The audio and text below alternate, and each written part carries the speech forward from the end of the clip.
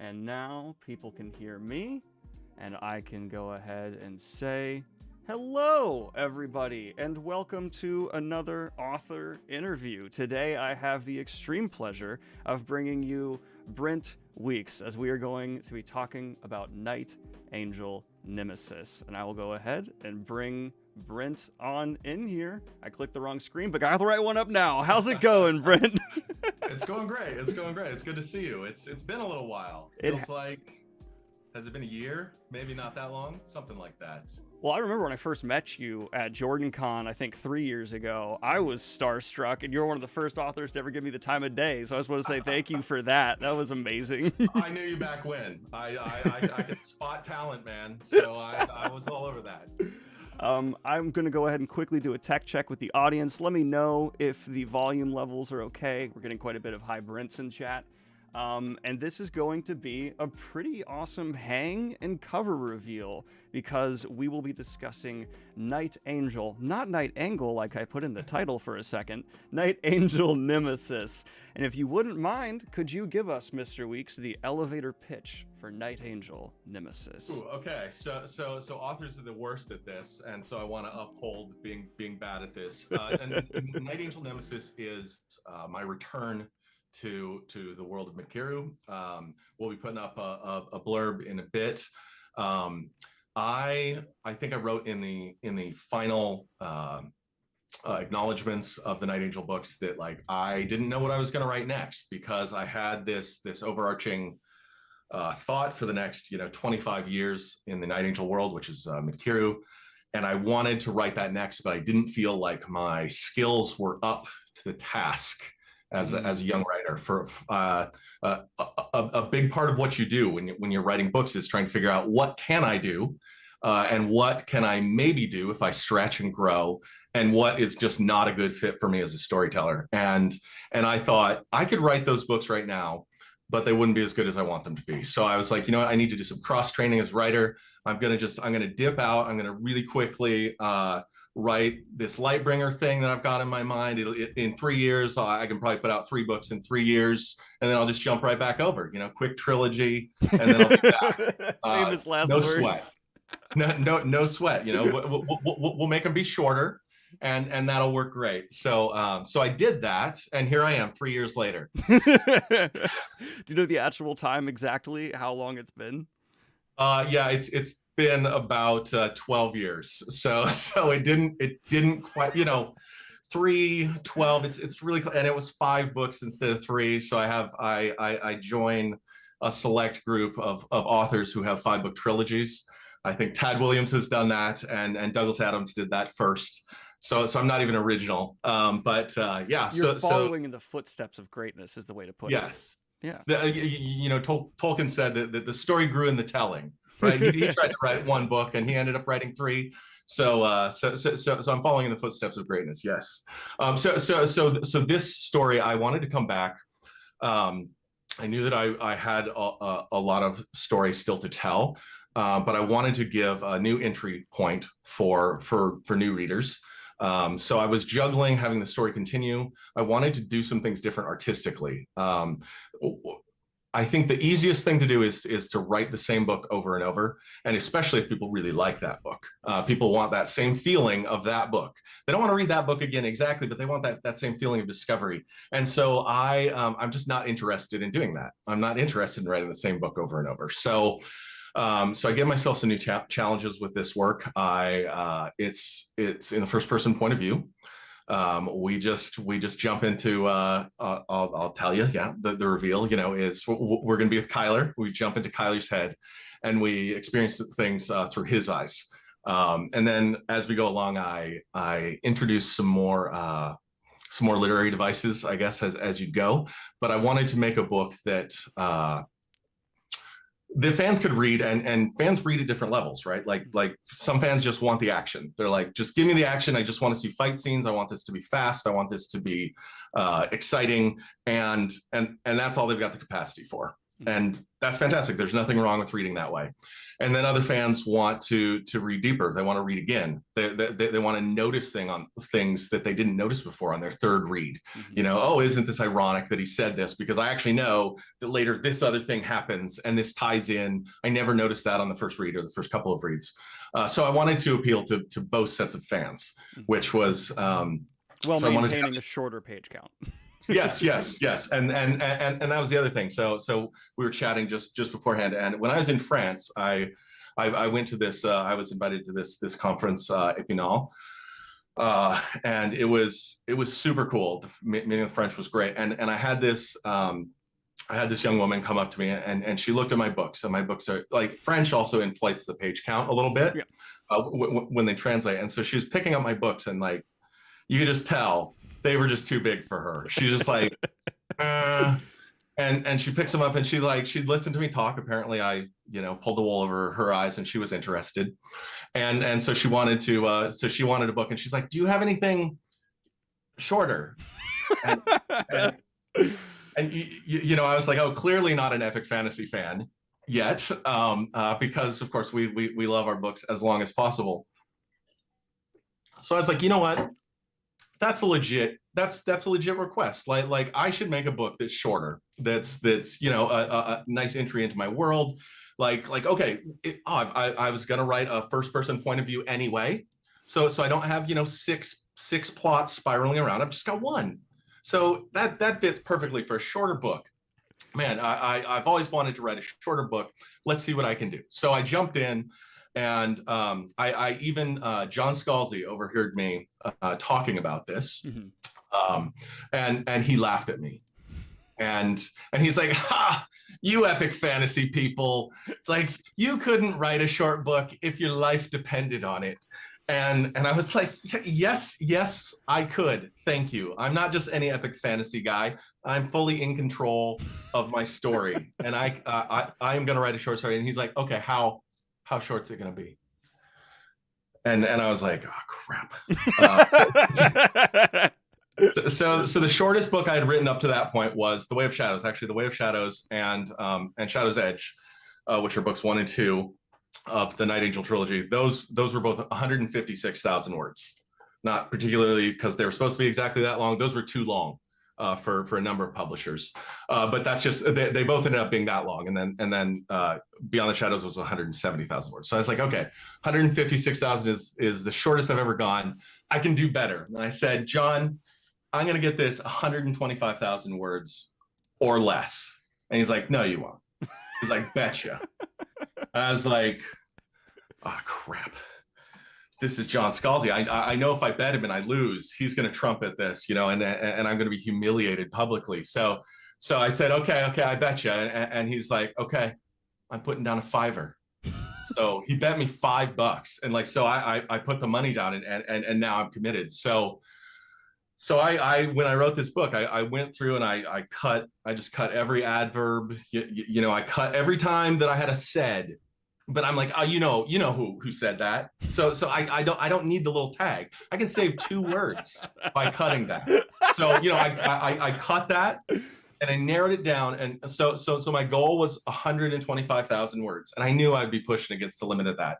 So I was really happy when I was able. I met John at Scalzi was at Portland Comic Con here, and I went there because I was like, I need to go rub this in his face. And I was like, John, you said 125,000 words.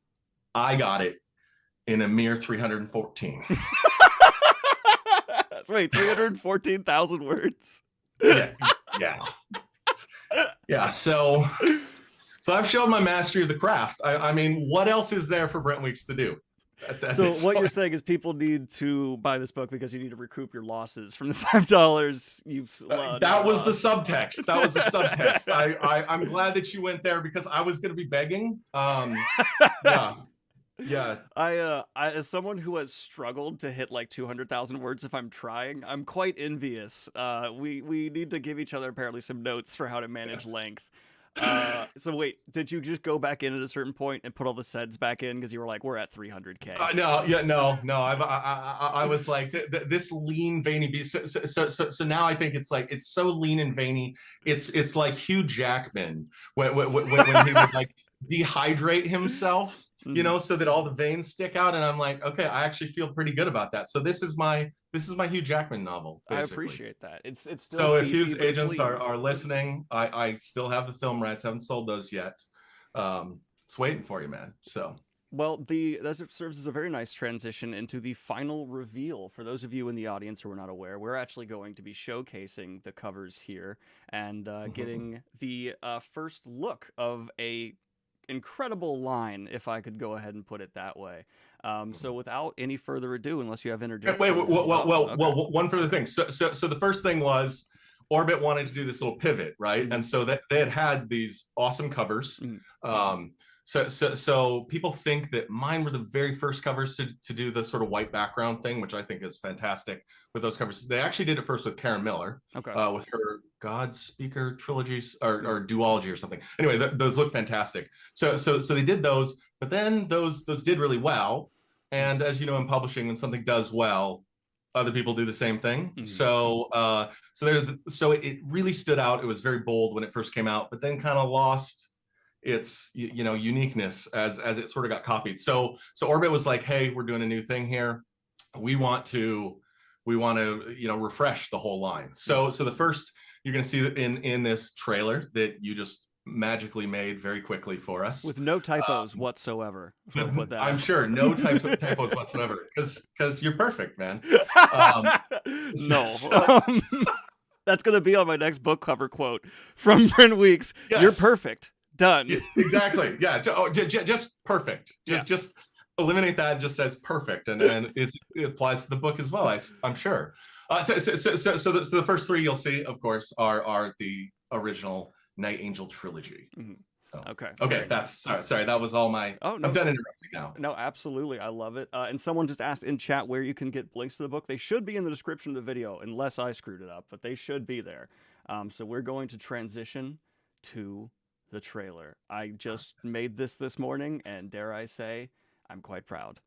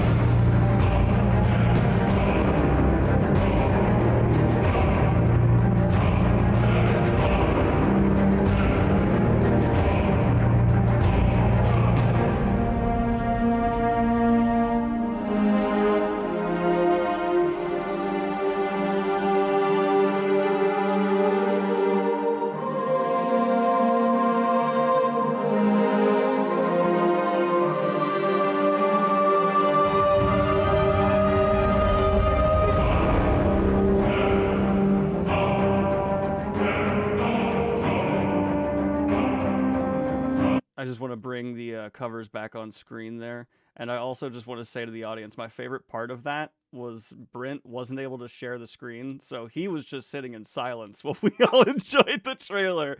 But I did show it to him earlier, so he was aware of what you were all experiencing. But that is the cover reveal, and dare I say, that's quite a sexy cover. It's not, the first three now are much darker. And I want to ask a personal question. Do you think that reflects the material, in your opinion, in a more mature way? Oh, wow. Do you mean darker as compared to Nemesis or darker as compared to what they were before? Oh, I was comparing to Nemesis. It seems like Nemesis has a lighter cover and the other are darker. Okay. I'm assuming, with a name like Nemesis, it'll be a very happy journey. It's going to be just a jolly, frolicking flowers. Yes. Well, I thought we've all just been through COVID. We just need a really happy story. And so this is the time. Everything just good happens. It really took me, 300,000 some words just to show how happy Kyler is and how perfect his life is. So that's really reflected, I think, in the cover. I think I think it's good for the cover to tell the story of the book. So he gets his wings. It's all perfect. Silhouetted all shadow angel, very not foreboding. right. Yeah, it's very meek and mild book. It's kind of like a cozy mystery. Except not. Yeah. So it's not lighter particularly than the Night Angel books. This is it's a dark world with tough people in it. So I got to experiment a lot, and there's can we bring up the blurb? Can they see the blurb? Or have they seen that? Because I guess that will probably bring some questions. Yes, I will. We're going to transition for the audience here into the AMA section of this. And I will kick off the AMA section by reading. I'll do a dramatic reading if that is okay. Nice. Would that be? Is that okay? All right, let's see if my dyslexic butt can get through this without screwing it up. All right. All right. I'm also going to see if I'm pronouncing all these words or names right. There's a bunch of them here in front of the author. Should I tell you right away, or no? I'm gonna leave that off till the end. Okay. Okay. Brent Weeks returns to the New York Times best-selling world of the Night Angel in Night Angel Nemesis. Follow Master Assassin Kylar on a new adventure to the High King Logan Geyer. As the High King Logan Geyer calls him to save his kingdom and the hope of peace. After the war that cost him so much, Kylar Stern is broken and alone. He's determined not to kill again, but an impending amnesty will pardon the one murder he can't let walk free. He promises himself this is the last time. One last hit to tie up loose ends of his old lost life. But Kylar's best and maybe only friend, the High King Logan Geyer, needs him to protect a fragile piece, Logan's new kingdom, and the king's twin sons. He needs Kylar to secure a powerful magical artifact that was unearthed during the war. With rumors that a Kakari may be found, adversaries both old and new are on the hunt. And if Kylar has learned anything, it's that ancient magics are better left in the hands of those he can trust. If he does the job right, he won't need to kill at all. This isn't an assassination, it's a heist. But some jobs are too hard for an easy I'm sorry. And some enemies are so powerful that only answer lies in the shadows. No pressure. There's not hundreds of people in the author watching. It's fine. I like how you did trailer guy voice. That was good. I try, In a land before time, the dinosaurs are walking. If I may kick off the AMA here as people get their questions in chat, which I will be coming back to look at here in a minute. What would you say was the biggest lesson learned from Lightbringer that you brought into the Night Angel, or as I put in the title, Night Angle world? Right. I learned to write shorter books. That's a lie. Yes. I learned, what I shouldn't admit this, but you ask me anything and I'll do my best to answer honestly. I learned the value of having a really tight plan before I started. I knew what I wanted to do, and I really fleshed out kind of the journeys that I wanted all the characters to go on, and then worked at it at an early place to try to massage that. So I wanted this book, like I sort of make a nod here that the book is a little, it's a little self-aware, right? Like we've got this line, the impending amnesty will pardon the one murderer he can't let walk free. He promises himself this is the last time, right? Like we always know, like we all know about the one last job, Yeah. right? Like it's very present. Like everybody knows what's one last job. Okay, sure. I've heard that one before. So I kind of wanted to make it like self-aware here that yes, we're playing with some tropes. And of course, oh, Kyler, he's not going to assassinate anybody. Sure. Like what's in this book? I pick up this book. It's like, oh, there's no assassinations in it. So it's like, okay, the book goes down.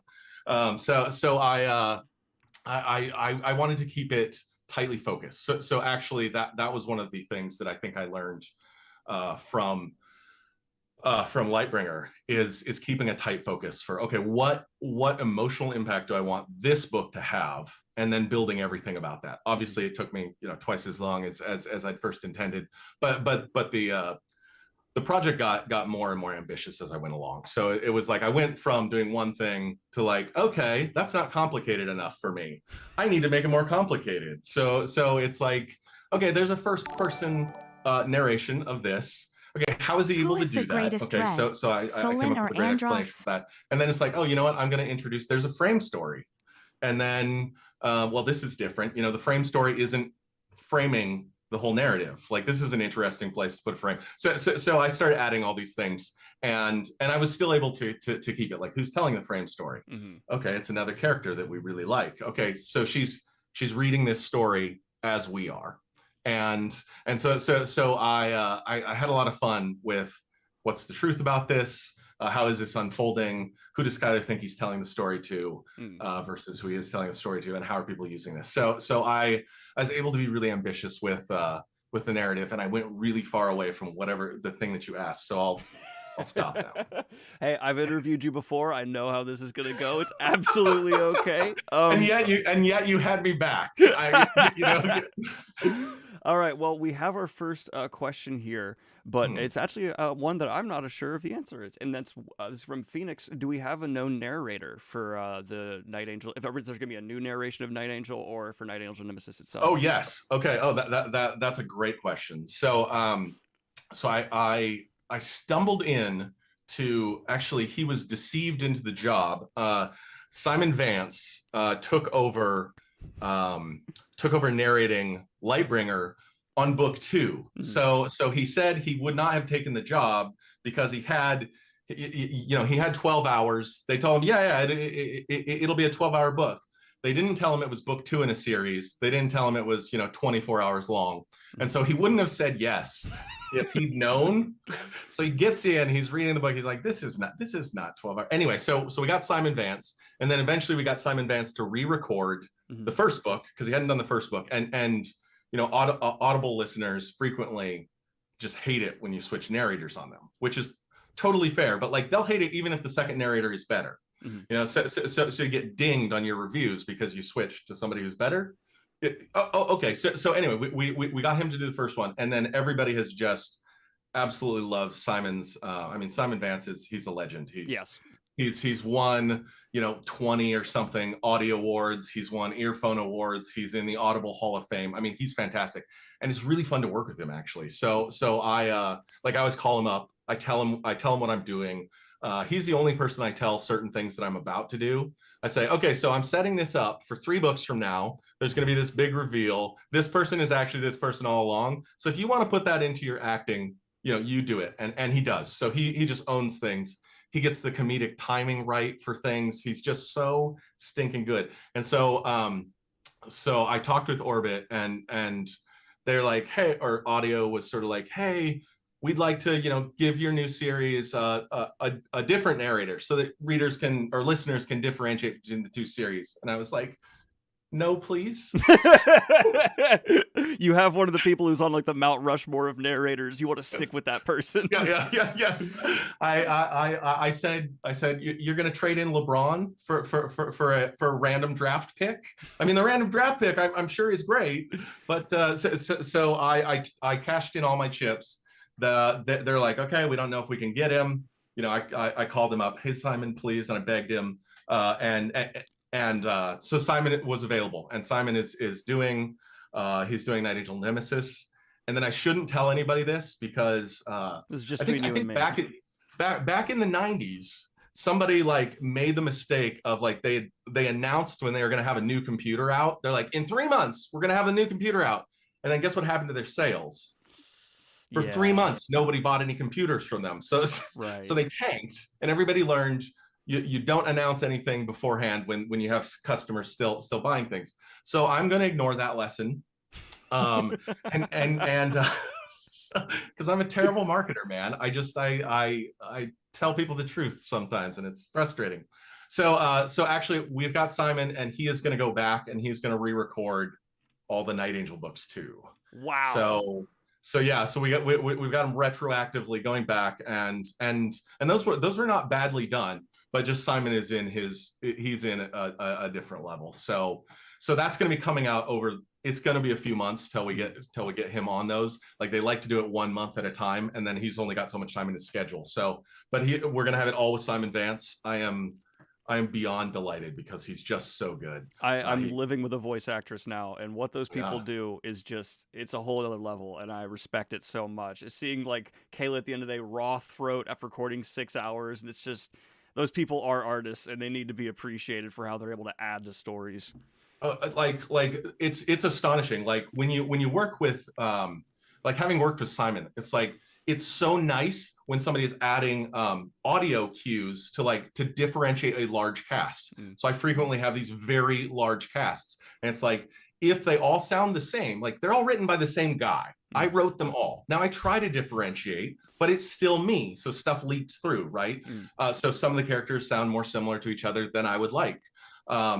And if you have a narrator who's reading them and they makes them all sound the same, then it sort of makes everything worse. If you have a narrator who helps differentiate them and is able to keep that straight, it's like, how did you keep straight that you were going to do that voice that way? No idea. Like we've got 50 characters here just in this book, and then he'll get things consistent with what happened 4 books ago, and the guy still sounds the same. It's like, that's amazing, and I don't even know how people do that. So I don't know how Simon does it, but I love it. So we're having a repeat question here from a few people, and they would like a clarification on exactly what is Nemesis to the Night Angel trilogy. We and I talked about this before we went live, but some clarification of how you view Nemesis for this next step forward. Okay, so I have this overarching story that I'm telling, and I hope this isn't terribly complicated, which I'm calling sort of the Kakari Codex is the grand overarching title, which would include the Night Angel trilogy. So that's the first books of it. That's the first movement, if you want to think about it that way. And then this starts so Night Angel Nemesis starts the Kyler Chronicles, I think is the title of this trilogy, and so this comes 6-ish months after the events of Night Angel. Okay. So I've written it such that you can pick up this book, and if you haven't read Night Angel, you can read this book and you can understand what's going on. However, you will also note that, like, oh, these characters know each other. They make a few references back. So this was one of the things that was challenging artistically. Like, how can I remind you of who this is if you haven't met Mama Kay? You haven't seen her in 10 years was the last time you read this. Like, you're going to need me to remind you who she is.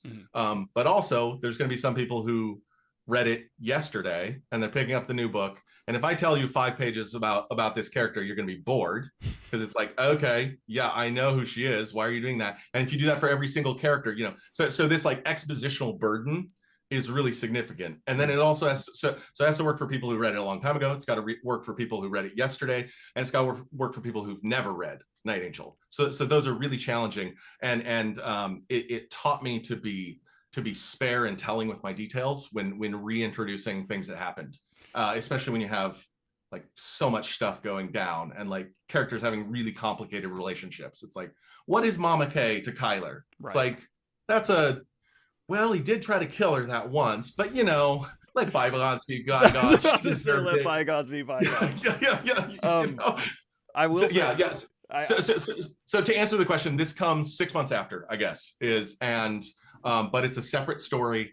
You can understand it, but like, I hope that after you read this, if this is your first foray into a Brent Weeks book, you'll be like, okay, that was cool, but there was like lots of references to some things that happened, and I would love to go back and read Night Angel. And then you'll read Night Angel and you'll be like, okay, I can tell he was a younger writer when he wrote this, because I'm not quite as polished at the age of 25 as I am at my grand old age of 39 or whatever I'm at right now. Yeah,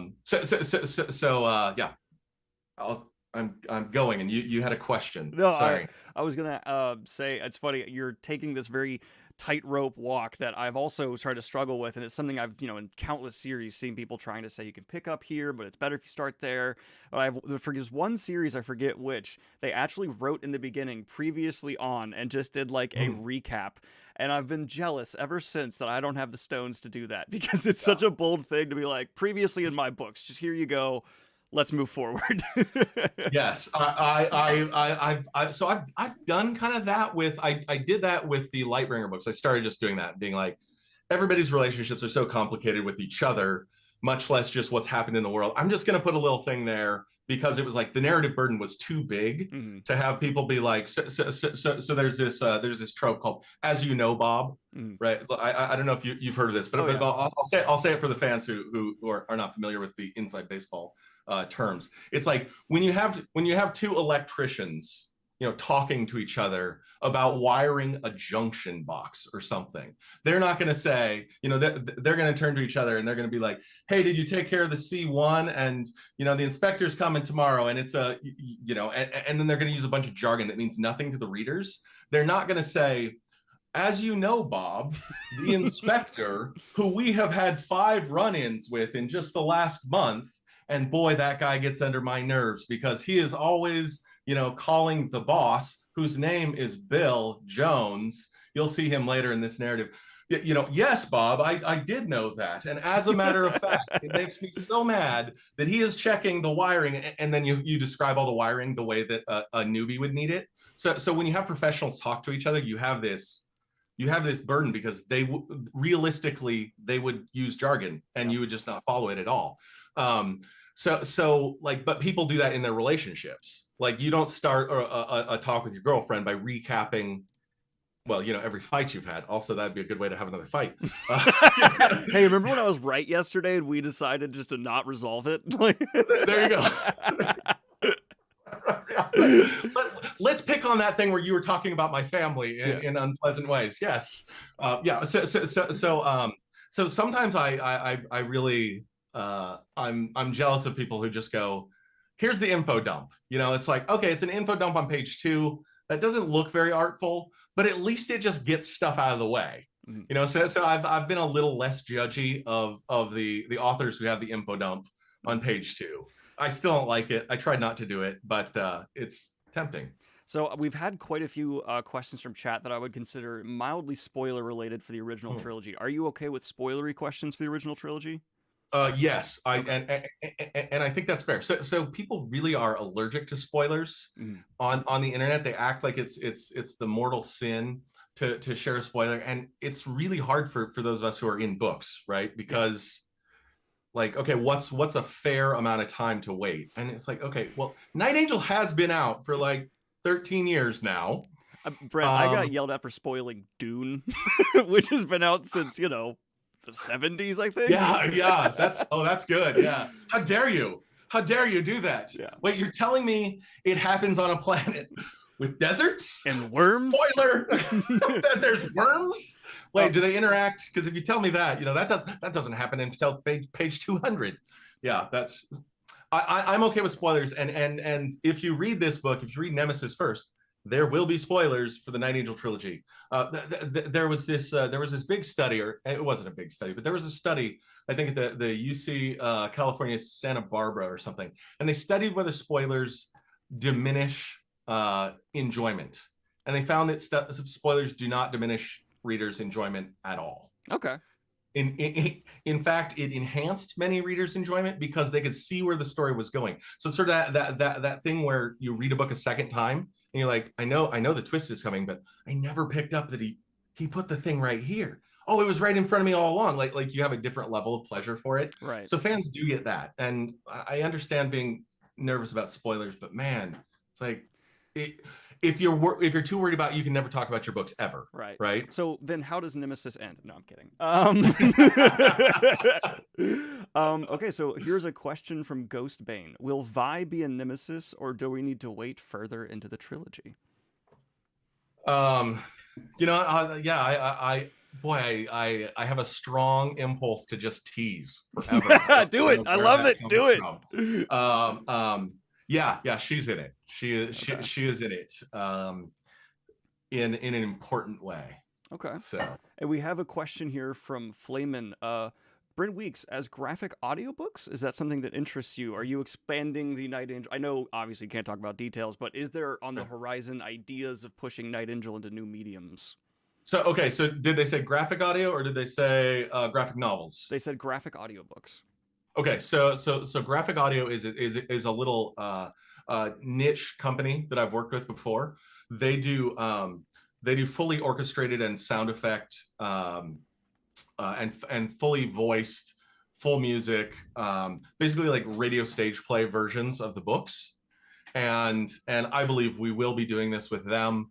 It'll probably be split up again, like it has been in the past, because it's so long, and obviously their costs are significantly higher because they have to have a full cast and then they orchestrate the whole thing too. So I imagine we will be doing a deal with graphic audio. So those will be available if you like to do that. You are terrible at keeping secrets. No. So there's a lot of questions. I have to ask again because this is very specific Night Angels about a certain child. Is that all right to ask about? Yeah. You can ask about the child. I'll just say, is the future of this child addressed in details for Nemesis, or is that something that fans might need to wait a little longer to have answered?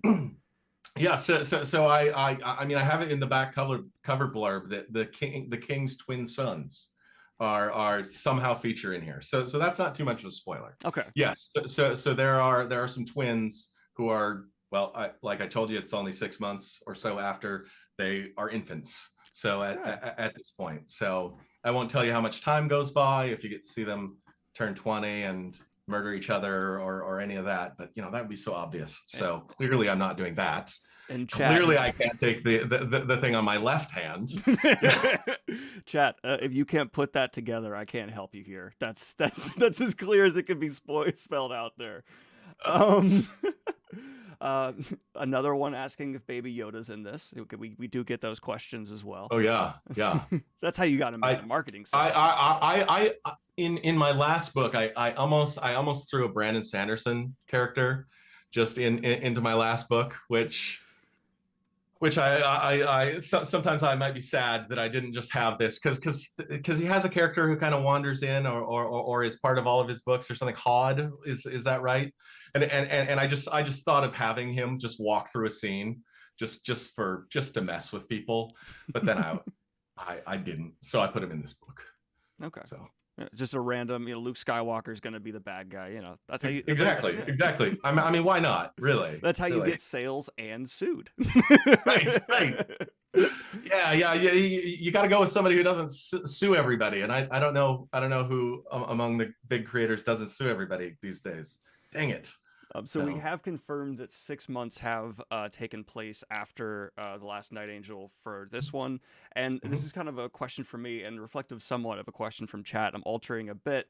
So did you try and, while bringing in a lot of what you learned as a writer, still make the book feel more like the writing back then in some ways? Or was it just kind of I've totally evolved, let's have a new way of writing this and fans can just accept that? Or did you actually try and capture younger Brent's voice? So I wouldn't say I tried to pick up the world and the characters with who they are, which was one of the things I wondered. I was like, okay, I haven't written, Mama K. I haven't written her for 14 years or something. So like, how is this going to be? And it was awesome. It was so neat. It was like one of those really fun moments you have in writing, which are sometimes few and far between, where it's like, oh yeah, she's there. I know her. And so it was like, she's back. Oh yeah, is she going to say this? Yes, she is. Because wow, that woman, she's amazing. So I was really glad to find that the characters were still there in my head. The world is still there. what I wanted to do in this book was delve deeper into Kyler's psyche. And like, okay, we're gonna be with Kyler. So it's like, am I trying to grab who Brent used to be? No, I'm not trying to write like how Brent writes. I'm trying to figure out how Kyler sees the world, and with who he is, like have it line up with who he is and what he's learned and who he's become, and then like, okay, and what he's gone through. So he's actually kind of been through hell. Like, yeah, that was nice for some other people, but emotionally for Kyler at the end was very rough. So it's like, okay, can I pick up this character and can I find him where he is, and can I make that interesting?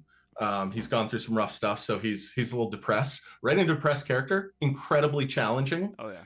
To not make it be depressing, right?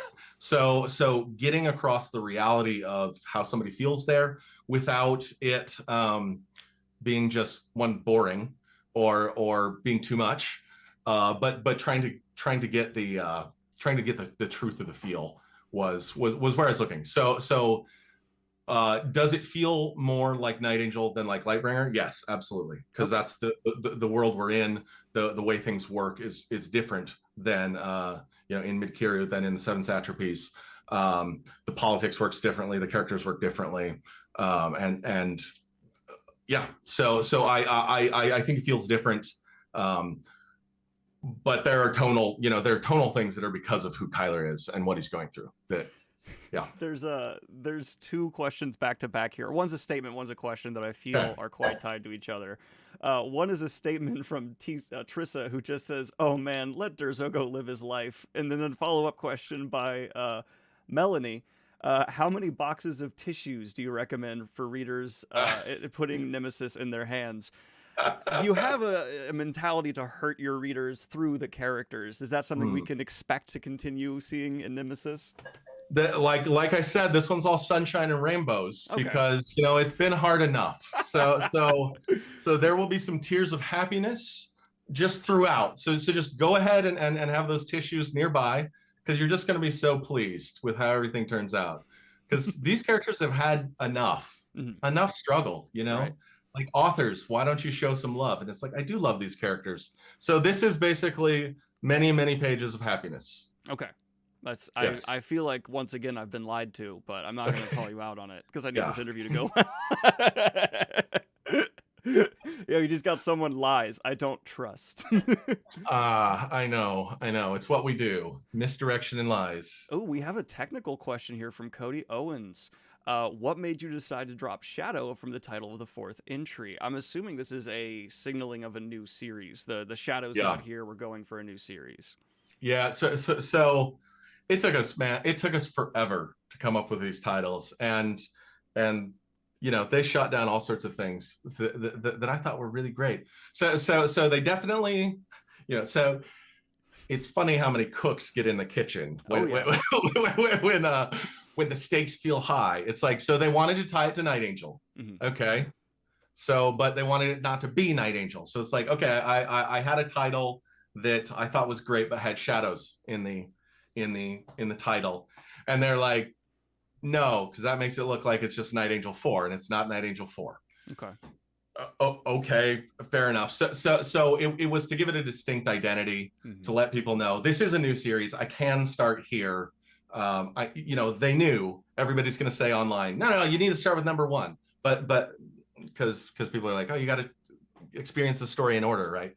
But we wanted to make that clear for like new readers. If you find this book and this one looks cool to you, go ahead and pick it up and read it. So that's why it was to give it a new identity. Okay.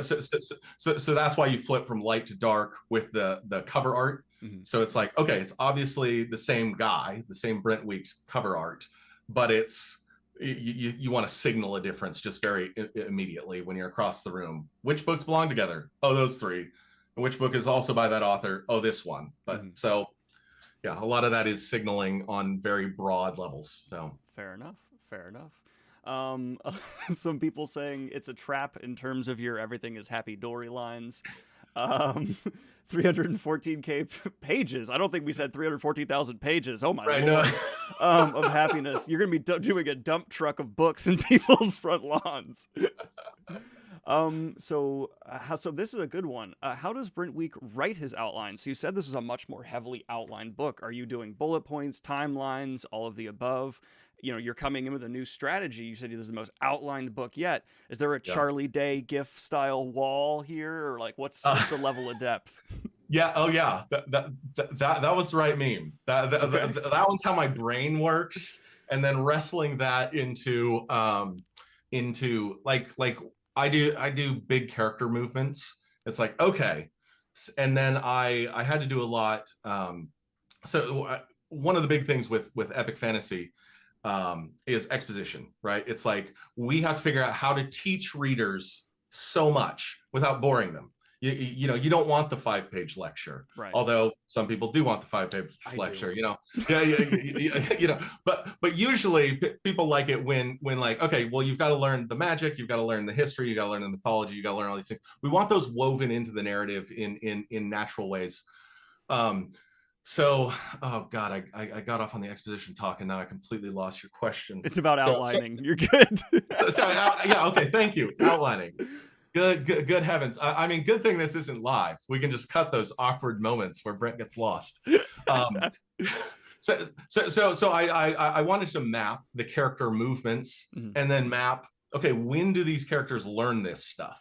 Because obviously it's there's a heist and there's sort of a chase. It's like you're going after a thing. Okay, when do you learn as you go along, like in a mystery novel? Oh, you learn that the femme fatale lied to you on page whatever, and it's like, okay, and that spins the novel in a new direction. So like Kyler's got to learn things. He's got to learn that he learned the wrong things. He's got to put those together in new ways, and he's moving to all these places in the midst of having these emotional turns and growing relationships with different characters. So I was really mostly mapping. I was mapping a lot the character progression. Like, who does this character become? What do they learn during this book? And how does that fit in with these awesome action sequences and this cool stuff that I want Kyler to do? And how do I amp that up? How do I box Kyler in more and more and more and more and more so that the thing that he says he absolutely is not going to do, he's going to have to be tested on that. Is he going to not do that? Where is the limit for Kyler? What is the impossible job for a character like Kyler, who's so friggin' powerful? And so, yeah, I'm not going to tell what my answer is for what the impossible. But that was my question. Like I even made a joke of it in the last Night Angel book. I was like, Kyler, you're getting so powerful, you're going to have to kill continents next. You know, and it was sort of like, well, how do you deal with a Rand al'Thor who can just do everything with magic? It's like, okay, crap, I guess we got to take him out of the book for 3/4 of the book, you know, because he's just too powerful right now, or we got to break him down in some new ways. And it's like, that's a real challenge when you have characters who are very, very powerful, is what do you do with them? And so I wanted to wrestle with that, and I wanted to do it in a way that's realistic. So that was part of why the outline was helpful for me. I think that's a really frustrating question for authors to answer, but when you answer it well, it can be immensely satisfying as well. To see someone who is propped up so high torn down, that just provides so many of those tissue moments that Yes. you are known for. We referenced earlier. So we had a question here about the length of this new series. Is that known publicly yet, or is this a wait and find out kind of deal? Yeah. So I know it'll be 2 more. Okay. I have pretty darn good plans for those 2. I've done a fair amount of work with kind of laying out the entire thing of the Kakari Codex, the overarching long story, which I'd always kind of had in mind, but I sort of didn't want to tell readers as a debut author. I didn't want to say, yeah, I've got 10 books in this series. I was like, that sounds really arrogant. You know, and I it turns out that's actually a really good pitch. People like it when you say that sort of thing. But I didn't know that when I was a baby author. So like, I've got many books, but what I love about fantasy is it also, and you'll see it in this book, it's like there's a huge amount of freedom as a creator. It's like, okay, I've already said, and my readers now expect, it's like every book is not going to be like the last book. Mhm. Like different readers are going to have different favorite books. And some readers be like, oh, that was the weakest book of them all. And other readers like, that's my favorite book. And it's like, well, that's because I took on different narrative challenges Mhm. in this book. And so you'll see a huge tonal style difference. I mean, I go from the third person limited past tense standard kind of thing with lots of jumping into lots of characters' heads in Night Angel, in the Night Angel trilogy. And this one, it's like we're in Kyler's head and it's present tense, which I know for a lot of people is like, what? Present tense? I don't like that. Well, okay, well, there's a reason for that. So he experiences things and like you see what he sees. So there's stuff that he's not aware of that's very interesting. It's like, oh yeah, these people over here have this awesome plan. And you know what? They're not morons. So they're not going to tell you because they don't trust you. And you're like, wait. So I'm able to have some fun with it of where like when you're watching the heist movie, like you'll always get this moment. Well, you'll almost always get this moment.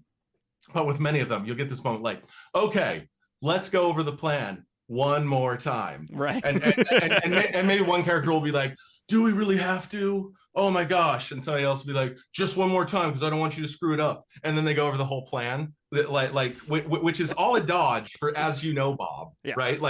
It's fancy As You Know, Bob. It's fancy As You Know, Bob. It's like them saying, look, we got an As You Know, Bob right here, but otherwise you guys will have no idea what's happening. So Kyler comes in on one of these meetings and these people are talking over the plan and they're like, and he's like, yes, they're gonna explain the plan one last time, and now I'm gonna know what they're doing. And they're like, yeah, let's not go over that because he's here. And it's like, nice subversion there. I also so I had a couple of those where the main character just could not know, and some of my beta readers found it so frustrating. They just like, I want to know what that plan is, and it's like he doesn't know. We're in the first person. He doesn't know what they do. He doesn't know where she was when she shows up. You know, I'm trying to put in fake spoilers, or when she shows up all bloody and half dead, and she can't communicate how she got that way. It's like he doesn't know who did it. It's like, sorry, you always get the last line. They'll have time to gasp out just everything except the one detail that you needed. You'd be like, really? Why didn't you start with that detail? And this is where we're happy to announce Night Angel Nemesis Plus, where for $5 extra on Brent's websites, you get to know the play. No. That's coming, man. That's coming. So press this ad for 5 more points, and with 5 Brent bucks, you too can download the secret, the secret glossary. Oh, that's so funny. Yeah. So we have a couple more questions here, but I did also just want to. I lost my follow-up. We had someone asking. So you're obviously returning to the Night Angel world. The Lightbringer world certainly still has plenty of potential in it as well. Is there any new worlds that are percolating in the mind of Weeks as well in the distant future? No pressure, Right. So for the time being, I have put the new worlds on hold. For a while. Okay. And that was a big part of why I spent time on this. I'm trying to build an edifice that can support as many books as I foresee coming. I wanted to make sure there's enough freedom to tell those stories, that those are interesting to fans, interesting to me to write, so that I have new artistic challenges. And I was like, can I do that within this world? Like when you come back to a world that you wrote as a younger person, there are things you might not like about it. So like I made choices. You're making 100 choices when you make up a new world. It's like, so I was growing up in fantasy. There were lots of names with apostrophes in them. Okay, so that was just normal for me. When I was writing this book, I started writing Night Angel when I was 20 years old. Or 19 actually. So I was writing it in college, and so I did some things that were like, okay, I've got lots of apostrophes. Like later, I was like, I hate apostrophes. I hate names with apostrophes. And it's like, oh, guess what? When I go back to Night Angel, I've still got names with apostrophes to deal with. It's like, okay, well, I got to be consistent. I don't need to introduce 400 more of those. But in certain places, I might have to introduce some new ones to be consistent with the world and the feel of the world. And we do have things like, we have the Kakari, right? Which, how many times am I going to have to write Kakari? a lot, and that has that's got. Well, you could just start it with like, hey, we got a press release from the Kakari. They've changed their name. They're now the Knights Who Say Ni. Like. right. Yes, that I'm sure that would go over wonderfully. So anyway, so yeah, there's things that I would change, but it's fun to be back. It's great to be back. I love that we've also set up like Chekhov's blanket in this interview, where we've talked about how you have this big board of notes and like conspiracy, and there's this blanket behind you that if it just fell, we could have like the full spoiler. It's all back there, folks. It's right there. I wrote directly on the wall, unfortunately with blood, so I didn't want to freak anybody out. So we'll just go right past that. Police are already knocking. And I'm going to selfishly, towards the end here, ask 2 questions that are personally very interesting to me. The first is one that directly inspired me in my writing, because you put a game you loved in Lightbringer, essentially, and I really latched onto that, and there's a chessboard behind you. I love chess. I put chess in my writing. Nice. Are we going to see a return to games Brent likes being put in his writing with Night Angel Nemesis?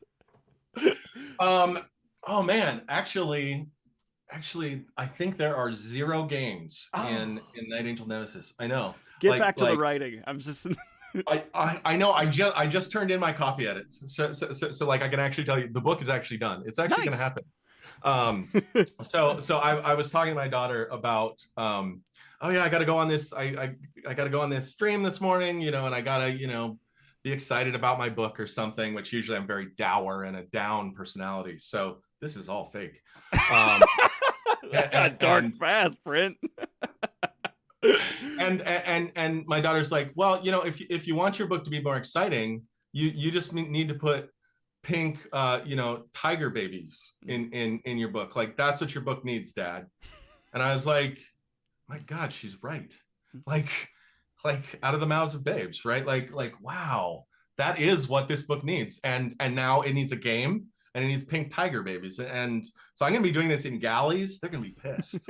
Like, you are not supposed to make changes in the galley stage. Like, that's awful. But so there will be, so do you call chess something different? So it's not like, oh no, I put chess in there, and I actually recreated my favorite game of chess ever played in the book itself. Which no one has ever caught. Cheaters. Oh no, I was just referencing a game I love. It's not. Okay, no. It's like brilliant. It's the perfect game for that, because you can come up with, like, you could try to come up with your own moves to make a perfect game, but like you probably wouldn't. Yeah. So instead you just steal one, and then you go, I'm not stealing, it's an homage. I've never been so called out and so offended. No. No, it's brilliant. So this is the most brilliant thing I've ever seen done with this.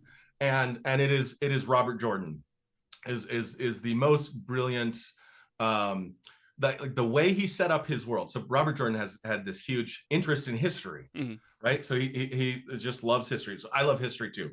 And reading through his book, you're like, oh my gosh, bees. Okay, this guy has lots of bees. That's okay, Napoleon, right? So okay, this is Napoleon. So it's like the way Robert Jordan set up like the Wheel of Time. Oh, the Wheel of Time spins out these characters again and again. And you're like, okay, so not only do you have a guy who's quite like Alexander the Great in your book, it's like, this actually is Alexander the Great.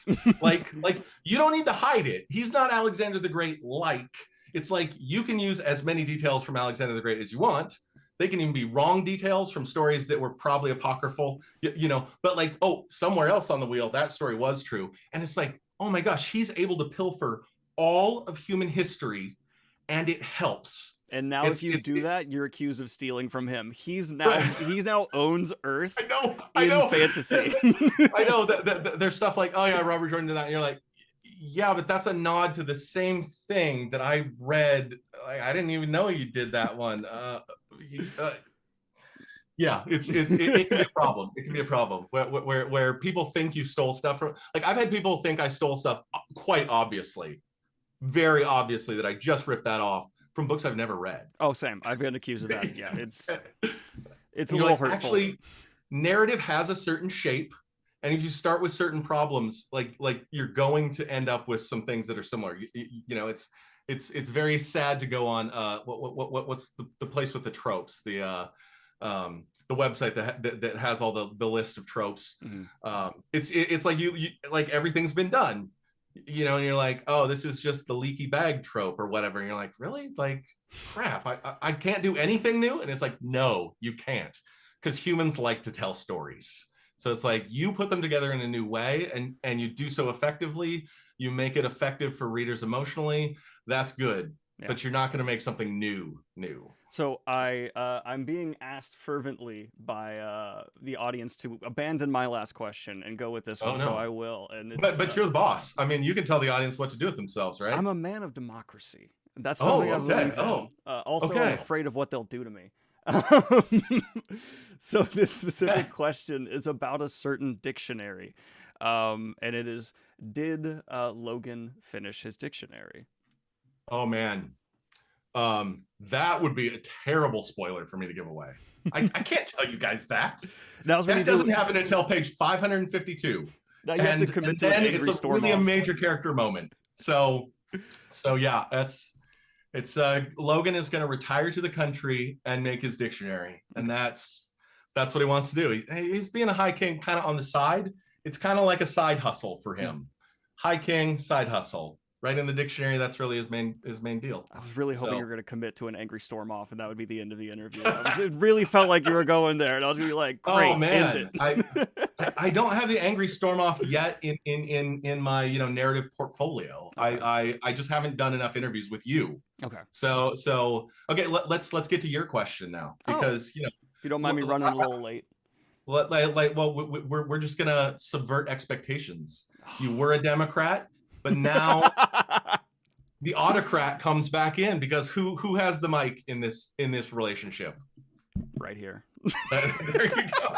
You grabbed it with such authority. I kind of want that to be the thumbnail. Like, yeah, it's mine. Sorry. No, you're good. The final question I have, I warned you about in preparation, because I wanted to know the percolation results here. We're referencing a conversation I had before the camera started. Sorry, audience.